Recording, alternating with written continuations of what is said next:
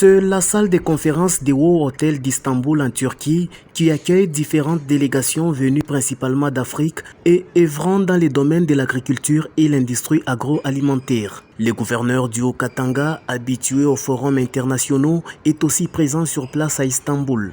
Organisé par l'Association internationale des investisseurs en Afrique AIC, ces forums visent la modernisation et l'accroissement de l'agriculture africaine et aussi à inviter les investisseurs agronomes turcs à venir s'implanter en Afrique. Devant les podiums des organisations ayant plus d'expertise dans les domaines agricoles, notamment la RDC que dirige le président de la République Félix-Antoine Tshisekedi Tshilombo, représenté par son ministre national de l'Agriculture Désiré Nzinga Biryanzé, et le gouverneur du Haut-Katanga Jacques Kiabula Katoué. Dans son discours introductif, le président de l'AIC, Osman Goumouskaya, a circonscrit le bien fondé de ces forums et remercié les différentes délégations. D'autres intervenants, comme la coprésidente de l'AIC, Reine d'Afrique du Sud, et le président d'honneur de l'AIC, ont notamment tous loué l'initiative de ces forums et présenté des opportunités. Pour sa part, le ministre national de l'Agriculture, Désiré Nzinga Biryanzé, a présenté les potentialités de la RDC dans les domaines agricoles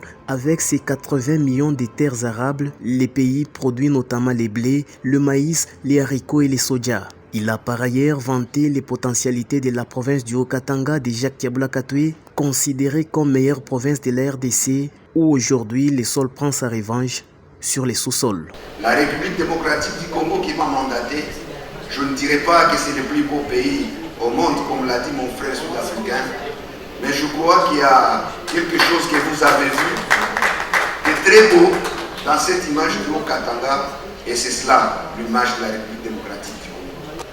La République démocratique du Congo a des problèmes d'investisseurs, a des problèmes de capitaux, et c'est pourquoi nous sommes là pour faire cet appel.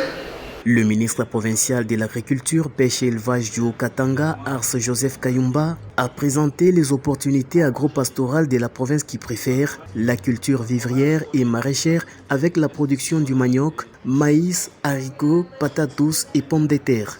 Aussi, a-t-il sollicité les investisseurs agronomes turcs. La politique du gouvernement provincial repose également sur la résolution des crises alimentaires et la lutte contre la sécurité alimentaire, surtout avec l'explosion démographique, par un nouveau dynamisme pour l'agriculture et l'élevage, en prenant des options pragmatiques à travers l'appui aux opérateurs agricoles et pastoraux en intrants agricoles.